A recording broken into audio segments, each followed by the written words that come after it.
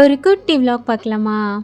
இன்றைக்கி பிரேக்ஃபாஸ்ட்டுக்கு நாள் மிஞ்சின ராளானம் இருந்தது. ஸோ அதனால் குட்டி குட்டியாக கல்தோசை மாதிரி போட்டு பேக் பண்ணிட்டேன். நமக்கு என்னைக்காவது நாள் உள்ள சைடிஸ் மிச்சமாயிடுச்சு அப்படின்னாலே கொஞ்சம் குசியாயிரும். அது ஒரு சின்ன விஷயந்தான், ஆனால் ஏதோ ஒரு பெரிய வேலை மிச்சமான மாதிரி ஒரு ஃபீல். ஸோ இன்றைக்கி பிரேக்ஃபாஸ்ட்டுக்கான வேலை கொஞ்சம் ஈஸியான மாதிரி இருந்தது. அண்ட் லஞ்சுமே கொஞ்சம் சிம்பிளாக பண்ணிடலாம் அப்படின்னு சொல்லிட்டு முதல்ல ரைஸ் ஊற வச்சுட்டேன். பன்னீர் எடுத்து கொஞ்சம் உதுத்து வச்சுட்டேன்.